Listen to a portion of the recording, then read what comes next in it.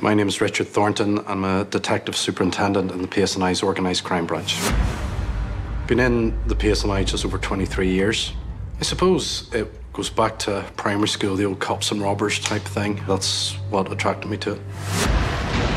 People don't just get up one morning and decide, I think I'm going to rob an ATM. They knew what they were doing and they knew the areas very well. Some of those machines can hold over 100 grand.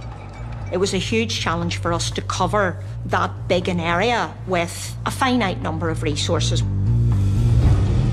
This was going to get much, much worse. It takes the number of these attacks this year alone to 6. The 14th. The 16th. The 18th. 24 ATMs. The groups were nicknamed the Hole in the Wall Gang.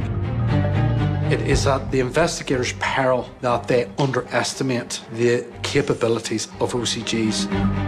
The police were very heavily into saying it's not just a police effort to catch these sort of gangs and these criminals, that people needed to be vigilant and be alert as well.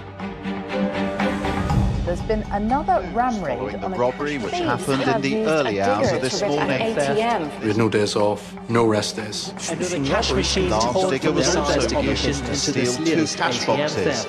The pressure to bring this to a conclusion was immense.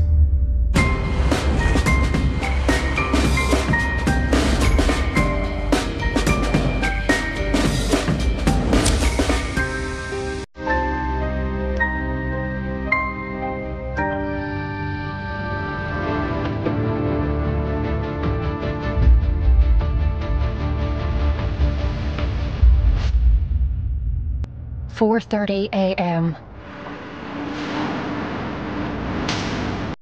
A stolen digger enters the forecourt of the Keynes filling station.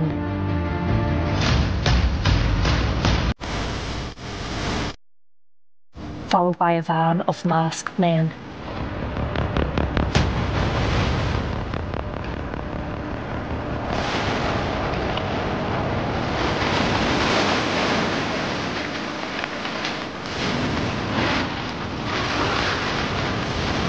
They used the digger to rip an ATM machine out of the shop wall, leaving a trail of destruction in their wake.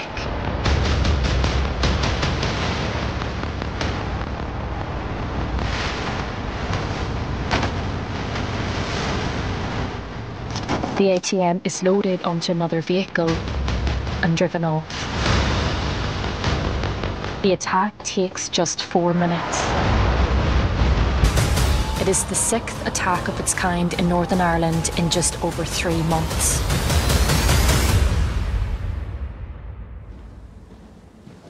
In investigations like these, which are very, very fast tempo, you don't know where they're going to strike next, you've got to have a solid plan.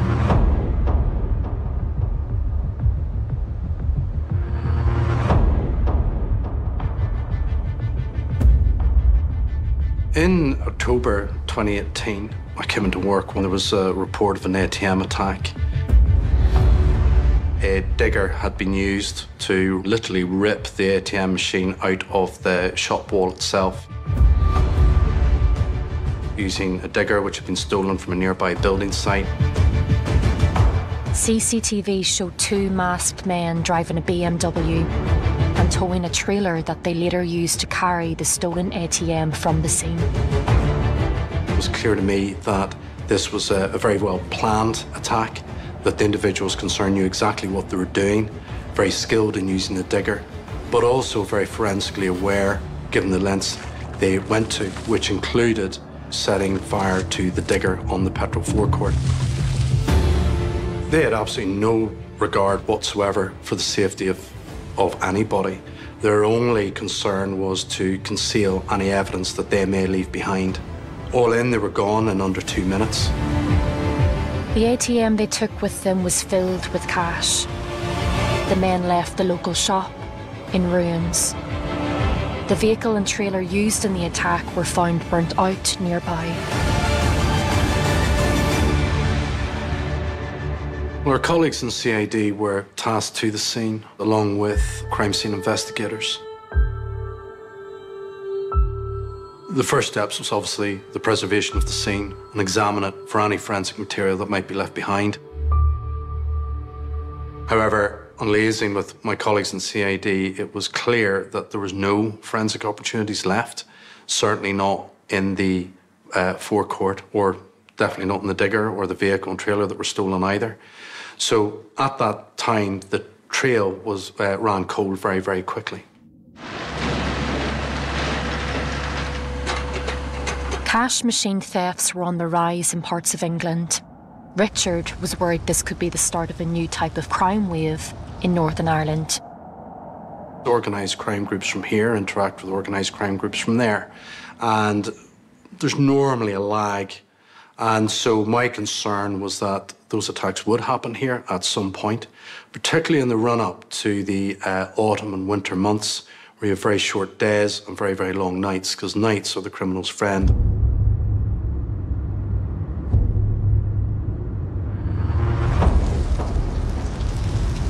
I came into work and there had been a second attack. The exact same, a digger used in a rural area in County Tyrone. The attack in Fintona was a carbon copy of the attack 5 weeks earlier. A stolen digger, burnt out on a garage forecourt, a local business seriously damaged, the ATM casing transported away and broken into in a remote area. 15 days later. This was just after 4 o'clock this morning. A stolen digger rammed into the side of the Spa in Killyclogher. Thieves had attempted to tear the cash machine from the side of the shop, but residents were quick to react. The digger was set on fire after the incident. Police believe it was stolen from a nearby building site. The attackers may have failed in their attempt to remove the cash machine, but concern in the community is still high. This was a pattern now starting to emerge, and one that concerned me as to where it would actually end. We were in the middle of winter and we still had a long way to go to when the night started to shorten. Journalist Niamh Campbell covered the stories of the attacks and their aftermaths.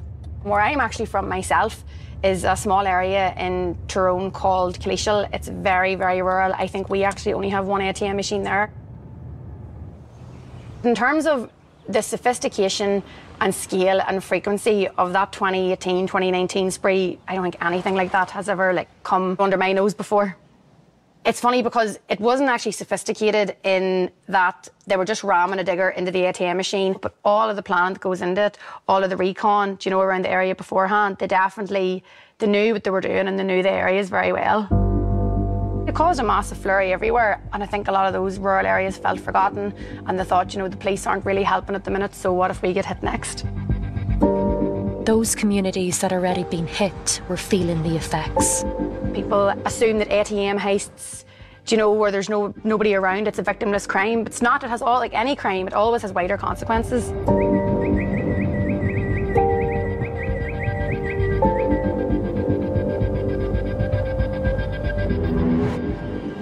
Feeling sick just when I heard it at the start, but we'll get past it. We'll keep going.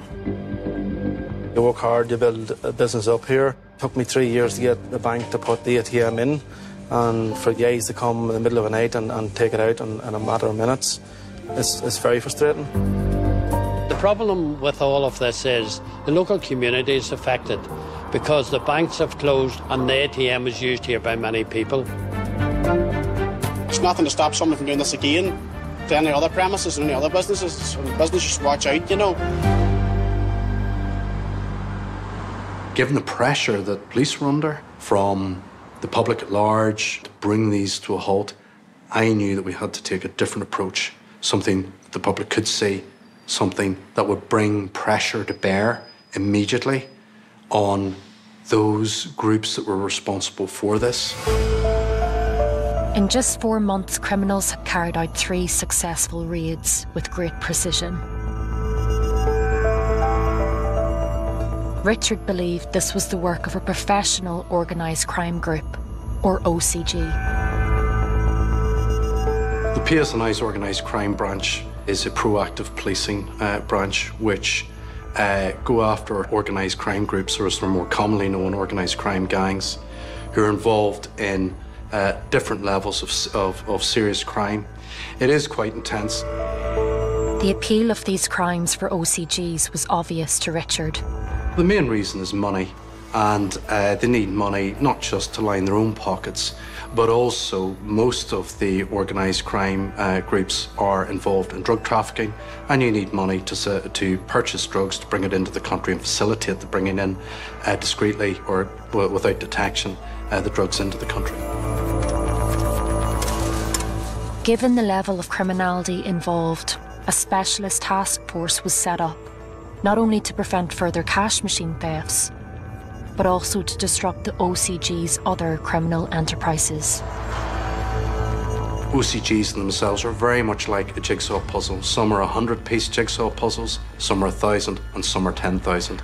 And so it's a very complex policing environment which we find ourselves in, and becoming ever more difficult and challenging to disrupt.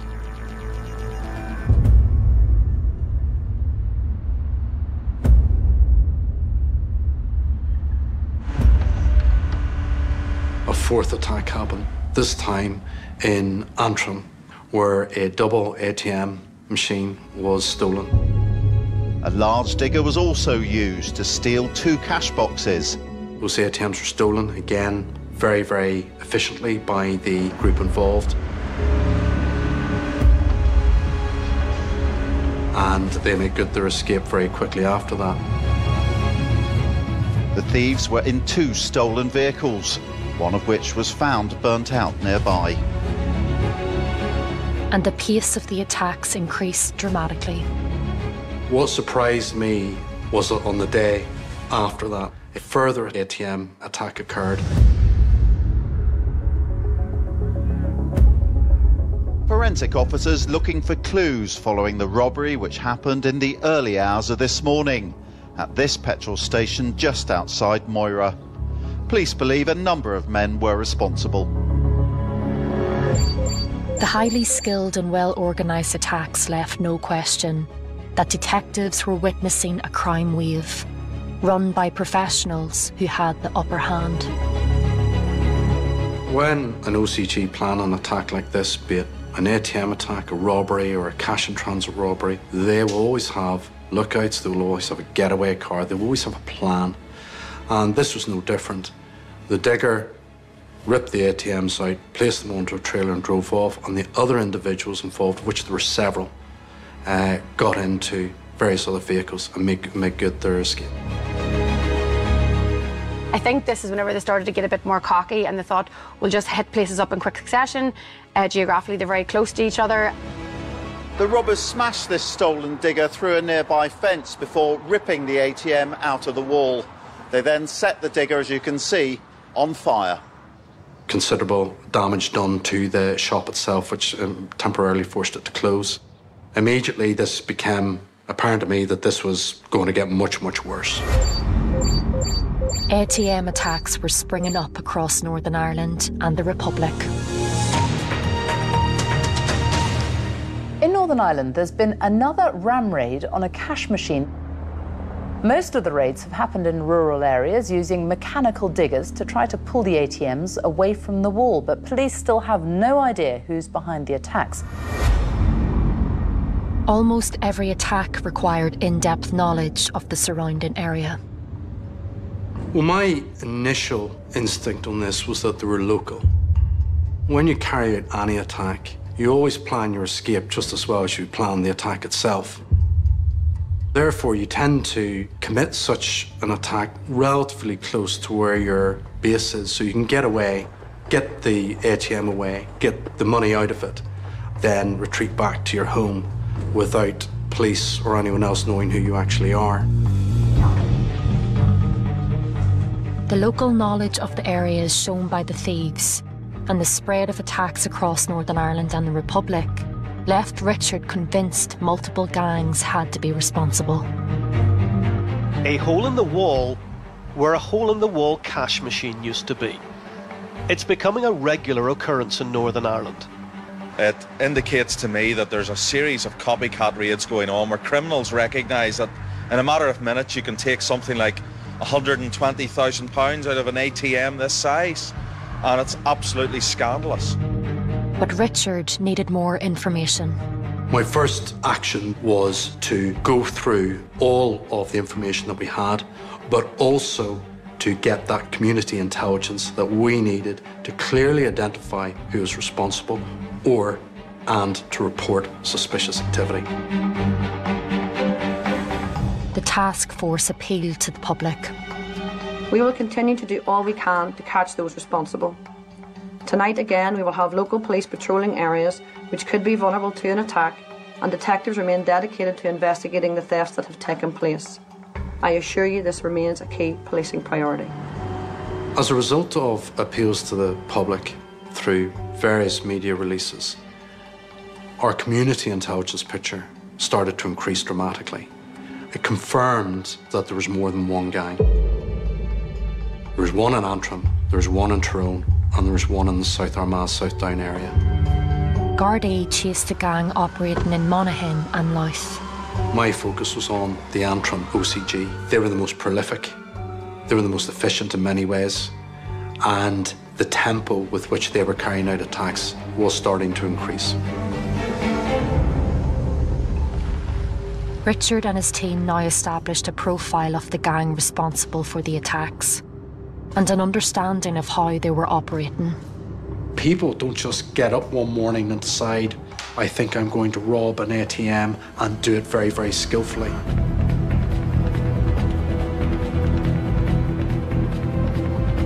That requires the group to covertly reconnoitre the area that they're going to attack, look for their escape routes.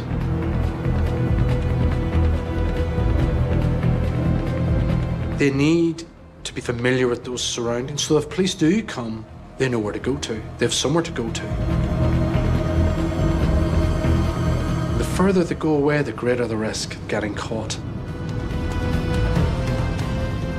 They also have to know when the best time to attack it is, because when you attack an ATM, you want to know that there's money in it.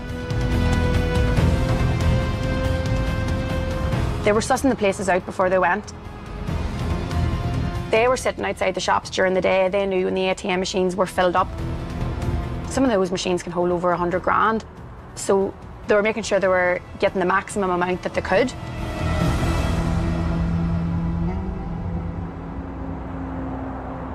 After it's been successfully reconnoitred and they've agreed on a time when they're going to attack it, they'll have a scout car out in front, making sure that there's no vehicle checkpoints, that there's nothing that may obstruct their way. The digger either stolen at the time, in the minutes before the attack, or pre-stolen and brought to the area. They have to get it away to an area where they feel safe to harvest the ATM.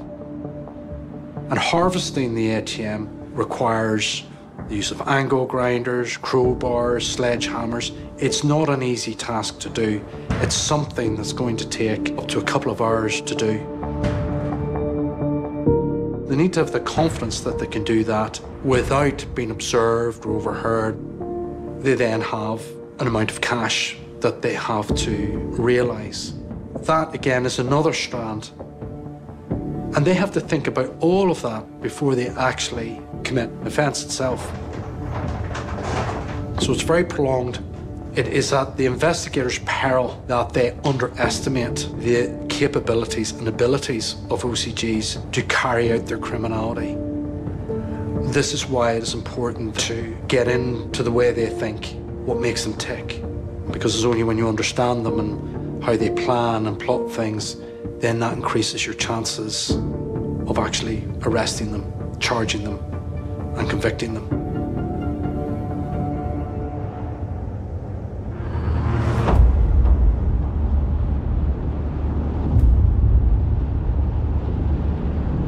A bank was targeted in Newton Abbey. That makes it 6 successful ATM robberies using diggers since January. Again, coming up bank holidays, they knew it would maybe be quieter on the roads, but The cash machines would be totally full. Literally exact same again. Digger, 3 o'clock in the morning, and the vehicle that was used to lift the ATM machine and get away was burnt out straight after too. It just felt so repetitive. It was the same thing over and over again. You nearly thought, is this actually definitely a new one? This was the fourth attack carried out by the Antrim OCG. Attacks were becoming prolific across Northern Ireland. The thieves were in 2 stolen vehicles. The robbers smashed this stolen digger through a nearby fence. It is, they're stealing thousands of pounds on a regular basis. The thieves have escaped with this ATM. The case remains unsolved.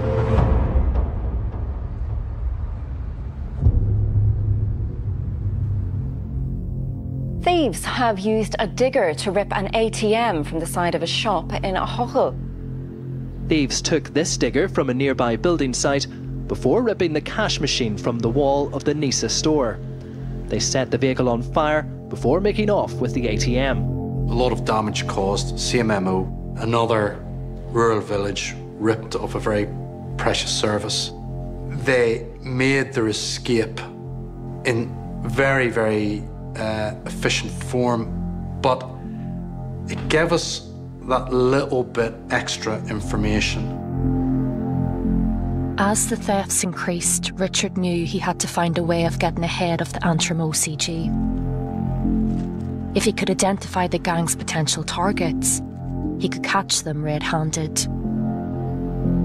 Richard needed to give himself an advantage and reached out to retailers and to the banks themselves. My name is Simon Hutchinson. I chair the Northern Ireland Interbank Security Group. That group consists of the heads of security of all of the banks in Northern Ireland, the post office, cash carriers, Safer Cash, who look after basically the financial institutions across the United Kingdom. We all realised, OK, this is now a major, major issue. We were very fortunate that the detective superintendent in charge of the organised crime branch invited the group to come to his headquarters, and he was going to give us a full briefing. We were able then to tell that group, those teams, where every single ATM was in Northern Ireland, the description of the ATM, photographs, serial numbers, what mitigation technology-wise we had in place in each of those ATMs. And by the end of that meeting, we were able to identify circa 900 ATMs in sight, and that actually blew the superintendent away. Surveilling 900 cash machine sites across Northern Ireland was an impossible task. So with that, I applied certain criteria and essentially traffic light all of those ATM machines into red, which I considered high risk, amber, medium risk, green, low risk. And that allowed us then to focus, but also to get us ahead of the groups that were responsible to increase our chances of catching them. That strategy had to complement the ATMs that we had mapped, because I had to make use of the uniform resources that we had available to us to give them clear focus, but also to trip the OCGs up into making a mistake. Our business owners understood that and gave us bigger budgets to spend more money on the mitigation of the high-risk ATMs. Richard was also going to need all the help he could get. His task force alone couldn't monitor all at-risk cash machines in range of the Antrim OCG, nor did they have the local community knowledge of neighbourhood cops. He looked to the newly appointed district commander for Antrim for her specialist expertise. It was a new start for me, a lot of responsibility, a significant number of officers and staff to lead and to manage. And I was aware at that time that the numbers of ATM thefts was starting to increase across the country. I took on the role of coordination of the local policing response for what we call North Area, which is 4 policing districts. So a large swathe of the country that we were trying to prepare a very visible response and deterrent to the ATM thefts that were occurring at the time. It was a huge challenge for us to cover that big an area with a finite number of resources. What we actually needed to do is to maximise pressure on these individuals. It requires partnership and an understanding from the public. It's the only way to resolve these in the long run. Richard knew Sue Ann's help could prove a turning point. My role essentially was looking out into the community. So we were looking at prevention, provide that deterrent, a reactive capability, which was essentially around having police officers, high visibility patrols in vulnerable areas, and then also that community engagement and that reassurance. It was very important that we got the public on side. There was a lack of community intelligence being received by ourselves. There was a lack of reporting on suspicious activity, but also a lack of understanding as to the impact that this was having. So that was something that had to change in order for ourselves to get ahead of this group or groups and to stop them from doing it.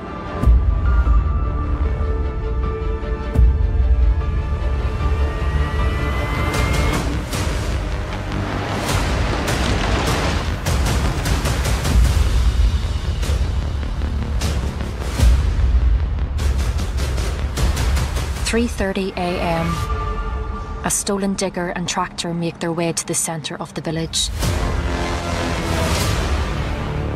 They stop at an ATM outside 2 coffee shops, rip it from the wall, and load it onto a getaway vehicle. They set the other vehicles on fire and make off in the direction of Portrush.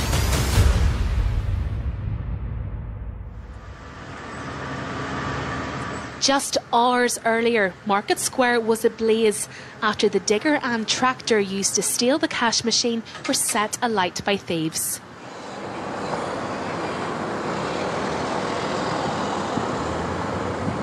I was the owner of Lily's at the time of the ATM robbery. My name is Jeffrey McKillop. I'm a local lad from the village of Bushmills. All the shops are locally based. There's no multinationals here apart from the supermarkets. So it means any money that's generated in the village goes back into it. The night it happened, of course, I was at home and I got a phone call early morning saying, look, you better get out here, something bad's happened.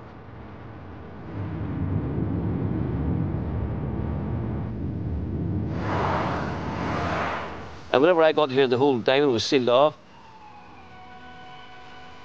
It was like something from a movie, you know. Police cars everywhere. In the background, you could see this massive hole in the wall. Just couldn't believe it.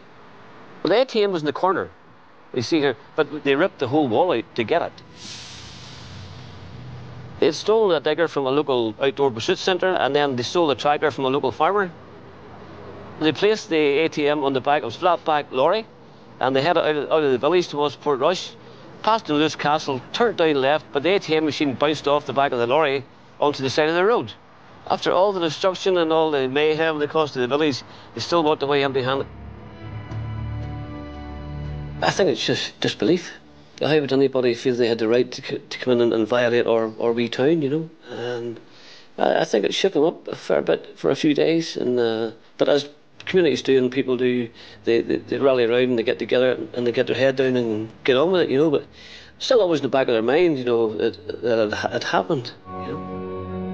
Despite the police's best efforts, it seemed as though the Antrim OCG were always one step ahead. As we moved into April 2019, myself and my team had been working constantly since we took on the operation in mid-February.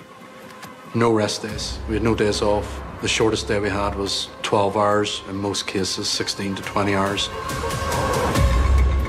Every time there was another ATM theft, that pressure mounted. There's no doubt about that. For me, the challenge as well was that this couldn't be our only focus. That whilst this was a priority and it was a critical incident for the organisation, and rightly so, we also had to deal with other types of crime that were happening. The tempo quickly picked up during the course of April. We had multiple gang sprees right across Northern Ireland.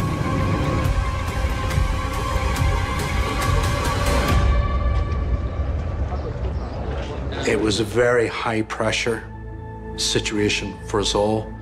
Tiredness was creeping in. Exhaustion was creeping in. It was deflating, personally deflating, but equally I knew that we were close.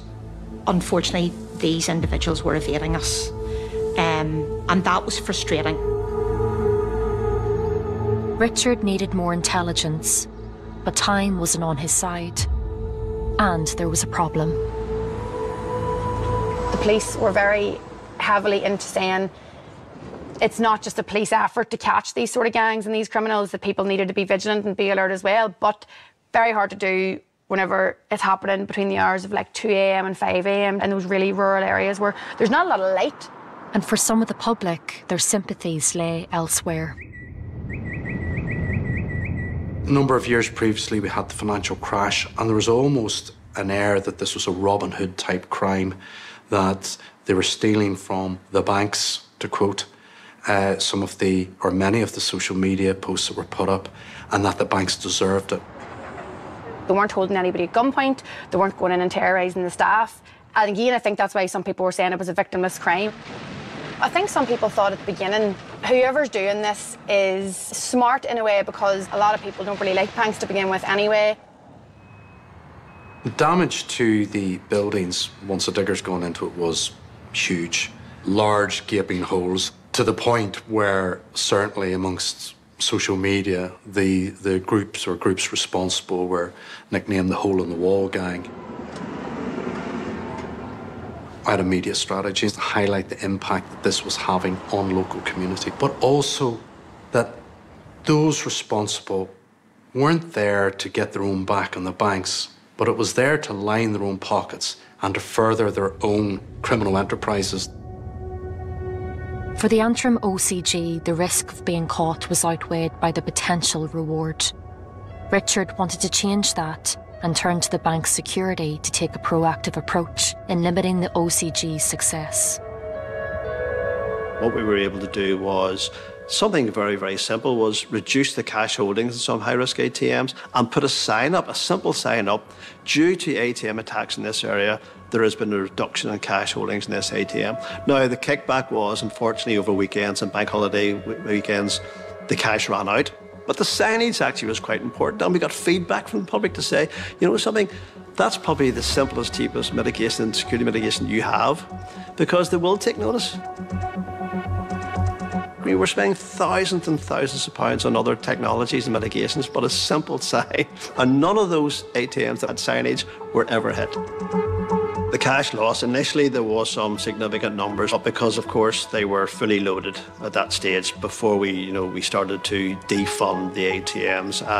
However, there was only, I think, one, maybe two that were sitting in six-figure loss. The cash loss was insignificant compared to the collateral damage.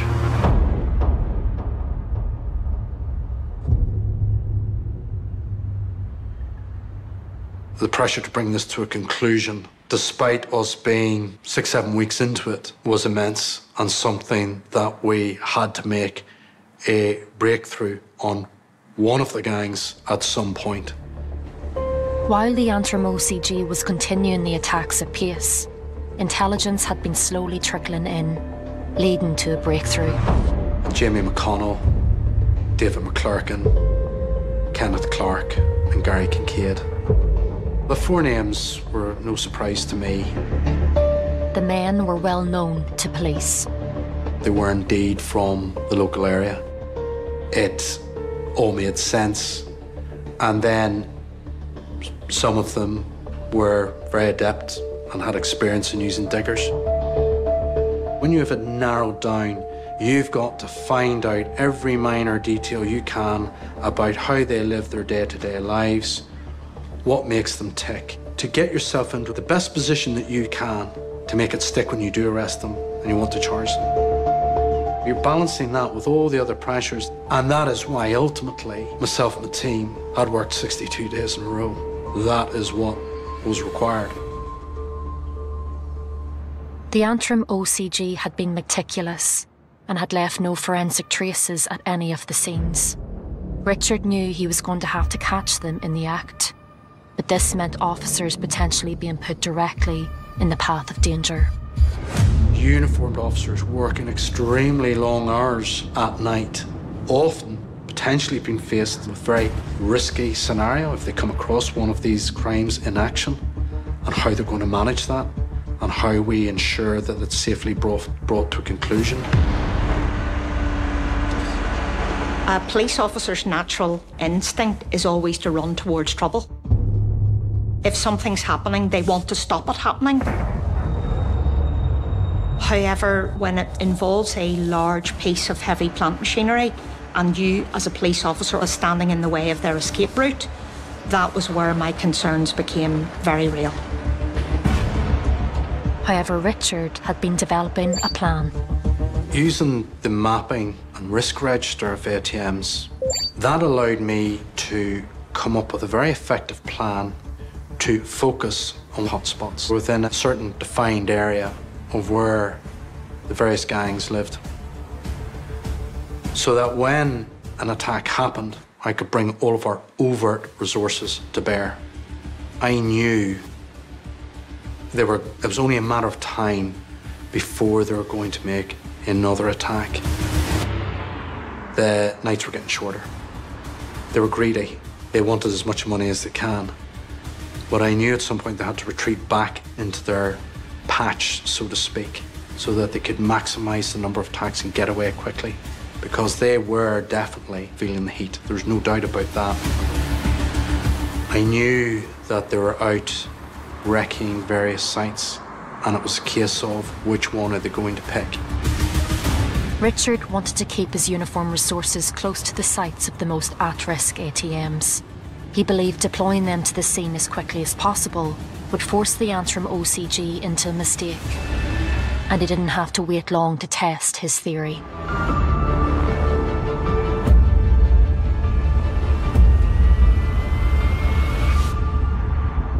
At 3 a.m, a pickup drives into the supermarket car park. It stops in front of a double cash machine. 2 men get out. They meet a tractor towing a digger, both stolen from nearby.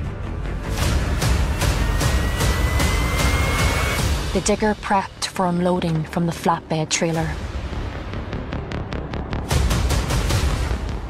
One of the men gets into the cab and drives the digger off the trailer, through bollards, towards the cash machines,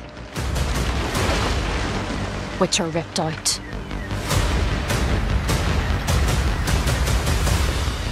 The tractor is set alight. The cash machines loaded onto the pickup, and the gang make their getaway.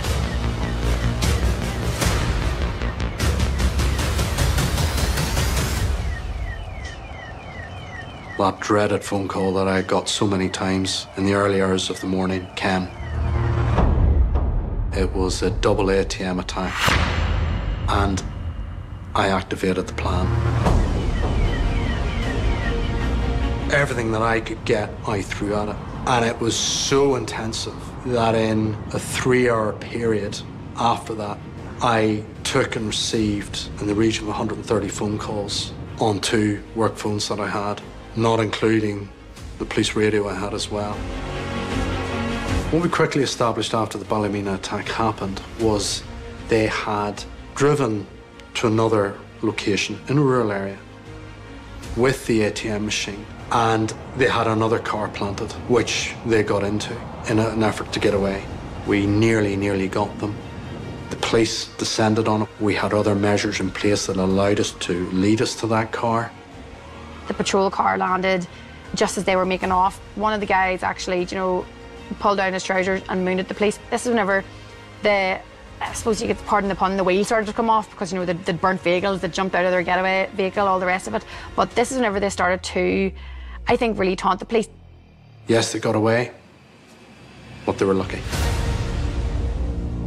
Robbers left the scene with the 2 cash machines on the back of a pickup truck, but when police caught up with them, they abandoned the vehicle and the machines in the driveway of a nearby home.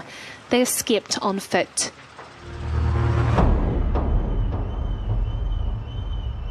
It was the nearest of misses, but given how close they had been, Richard had faith the plan would work. And just 4 days later, he was given another chance.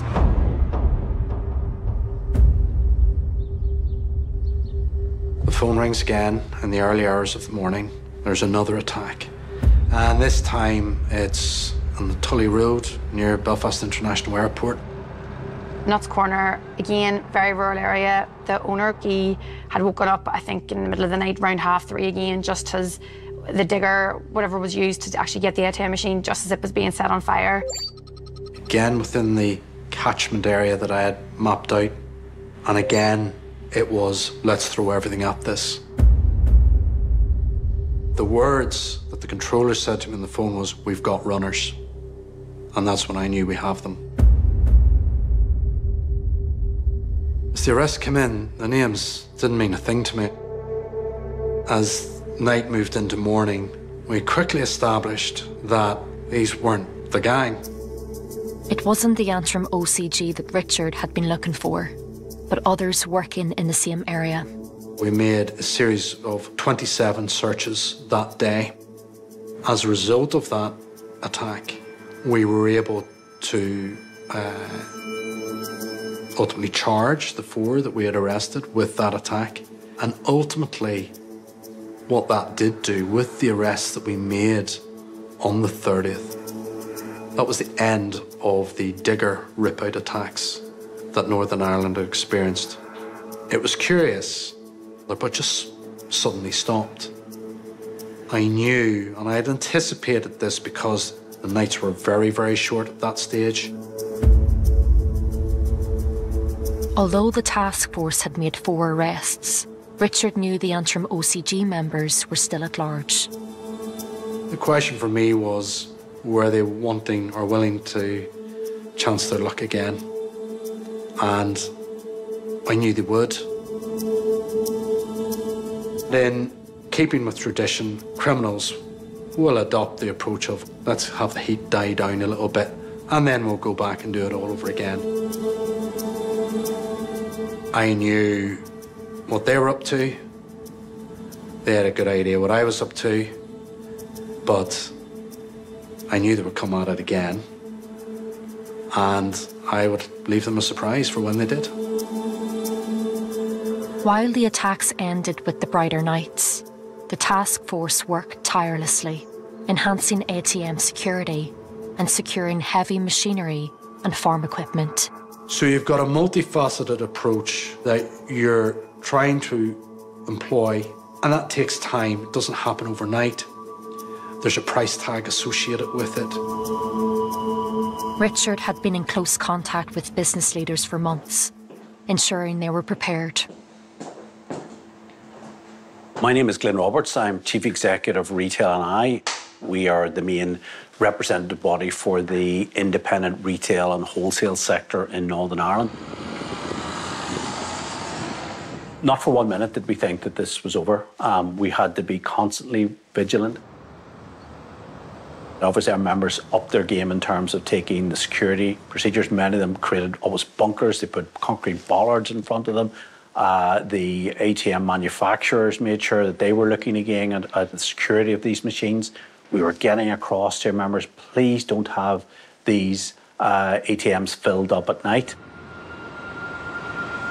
And to the general public to make sure they're aware of it, engaging with the construction sector to make sure plant equipment and machinery was secured.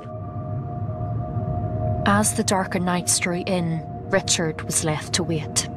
It was in the forefront of my mind, the hours are going to change at the end of October. Are these attacks going to start again? Are our plans robust enough to deal with any resurgence in it? When an attack happened on the 6th of December 2019, when the dreaded phone call came in the middle of the night again, I knew immediately what it was. But when I found out where it was, then it was a case of, I think I've got them this time. Because we knew exactly where that ATM machine was going.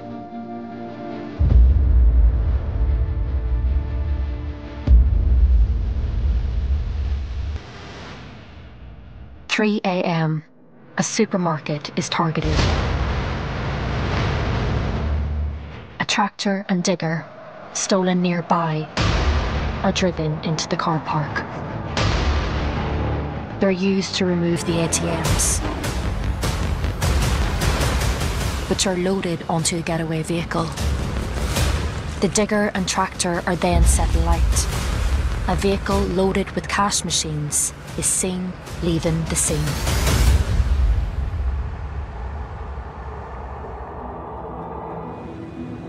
Richard had laid a trap that the OCG were walking straight into. The OCG has come through up into the main entrance around the back of the petrol station to the main building. And they've had a vehicle and a trailer and a digger and a number of individuals who had their identities hidden by masks and boiler suits on. This is all done in a very short period of time, in the space of a couple of minutes. And they've ripped out the ATM machine and made good their escape very effectively, very quickly, out into the countryside. It was a very brazen attack, very close to the local police station. So it was a change of tactic. But Richard's plan was about to go into action. As soon as I get the phone call and I'm told where it was stolen, whilst it always comes as a shock, I was happy because I knew that ATM had a certain measures in it that would allow me to quickly identify where they were taking it to. The extra budget that we were given by our business leads means that we could buy extra equipment, which we put on permanent loan to the police. We had security measures which enabled us to be able to follow the location of the ATM. We were able to relay that very quickly to responding officers. So rather than everybody go to where the attack has happened, it's everywhere goes to where the ATM is. We initiated the plan that I had put in place. Basically involved me telling them, send everybody.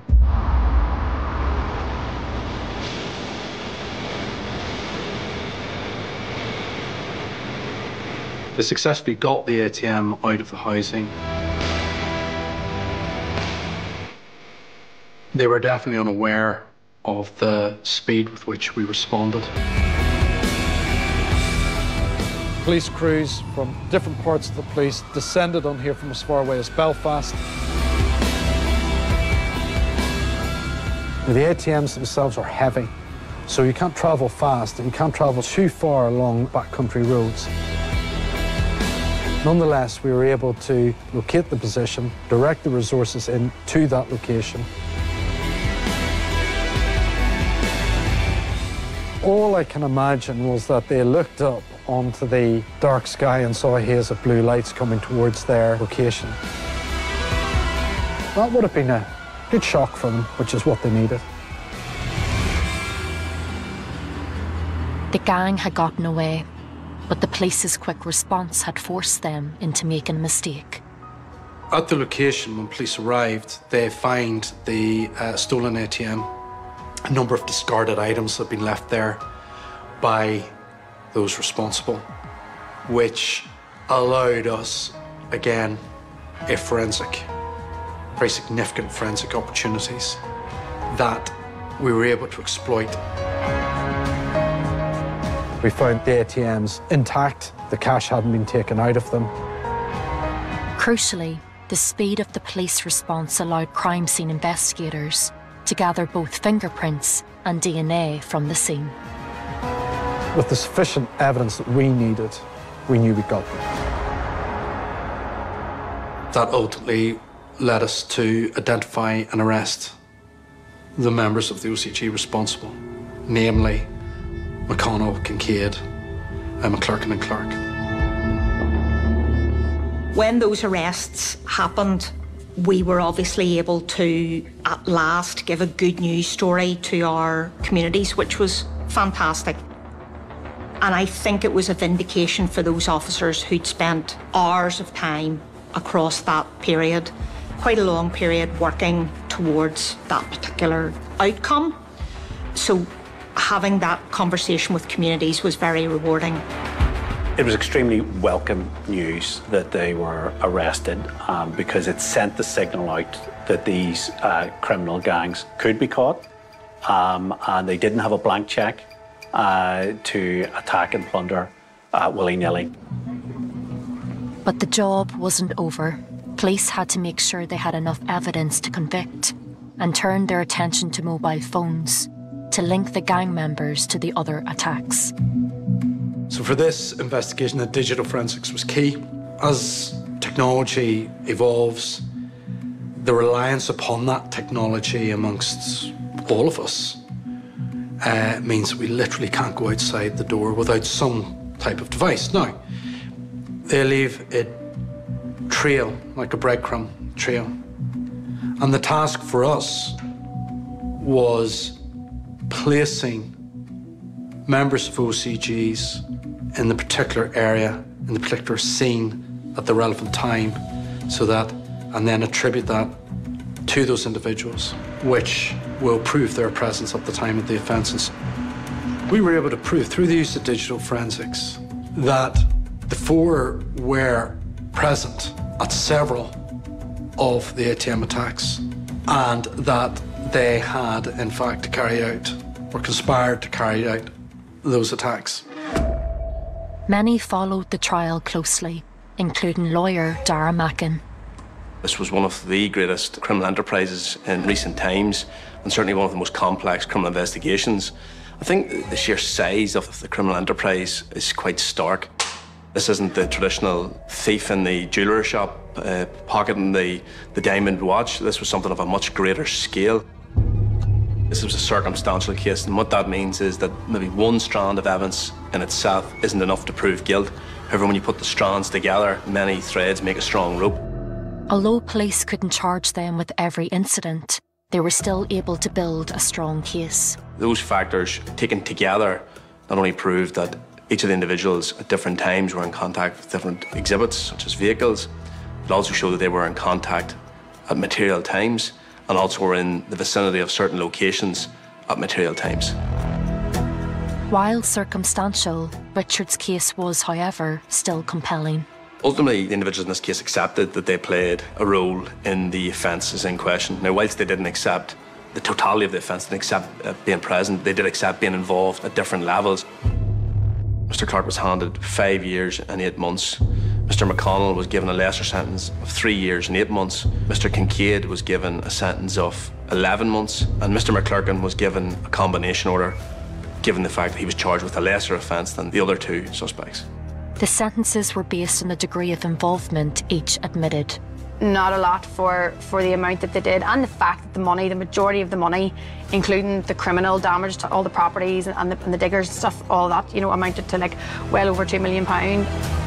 What we've seen here was very, very unique, in which the Director of Public Prosecutions referred the case to the Court of Appeal as he felt that the sentences were unduly lenient. The Court of Appeal did increase one of the sentences on behalf of Mr. Clark, but refused to increase the sentence of Mr. McConnell. McConnell's sentence stayed the same due to mitigating factors, and the sentences of the other two men were deemed appropriate and were not appealed. The impact of losses of ATMs would have a massive impact that isn't perhaps apparent to many looking in. They bring a vital service to shops themselves, to retailers. In fact, when an ATM is put into a shop, it increases footfall within that shop by about 10%. And it enables people to have quick and easy access to their own money. A lot of those rural areas really do still rely on cash, especially the more elderly population. So a lot of those wee businesses, people maybe only go in and buy something in the shop or get a coffee or whatever because there's an ATM machine outside. So it's so vital to the local economy. These ATM machines themselves cost about 16 grand, I think, sometimes, the actual equipment in itself and replacing the walls around it and things like that. So that is how the business did suffer. You can't underestimate the stress that that has on not just the business owner and the leader staff, but the local community as well. And there's long-lasting effects on local communities. a shop in a small village or hamlet, essentially it's the heart of that very small community. And when it's put out of action because someone decided that it'd be a good idea to line their own pockets with the contents of the ATM, it really does leave its impact. And to this day, you can still see the scars of it. 6 years on, you still see some shops which haven't been able to replace that ATM. From a police standpoint, however, there was still cause to be proud. Once you've got them, you're just relieved that you don't have to go, or anyone else has to go through that again. You're also relieved that you have, to some extent, nothing's ever foolproof, but to some extent, have future-proofed the ATM estate. And your job ultimately is to catch the bad guys and put them behind bars where they belong. And that was the satisfying part of that. For some, the sentences didn't seem to match the devastation that had been left behind. We would have much preferred that these crime gangs got much stronger sentences. I think it was good that they were caught. It was good that they were ultimately before the courts and did get sentenced. But we would have much preferred much stronger sentences to put down the provision that if you do this, you will get caught. I think the whole country was relieved because, again, you're sitting in, maybe your town hadn't been hit yet, but it could have been anybody at any time. So, yeah, really, really glad to hear they've been caught. It's just a pity it took so long, but it's the damage they caused until they got there. I think that's the lasting legacy of it. It's extremely difficult to put a figure, but certainly this would be running into millions of pounds worth of damage.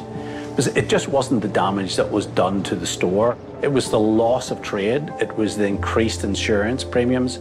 And it was the, if you like, the psychological, the emotional damage that was done as well. Sometimes I wonder if they hadn't have gotten so sort of cocky. Like, would they have been caught if they had just kept going the way they were going, very quickly, hitting up smaller places, smaller service stations that were more rural in the middle of nowhere with no CCTV?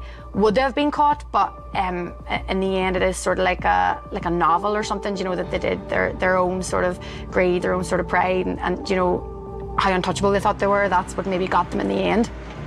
For Richard, the threat posed to local communities by groups like the Antrim OCG remains. Will ATM attacks occur again? Absolutely. We try to keep ahead of OCGs. OCGs try to keep ahead of us. They find a way, and then we have to find another way to counter that. And so the process goes on. We will always be committed to tackling it, to catching those who are involved, and you will be caught. No matter how hard you try, your luck runs out sometime, and we will catch you.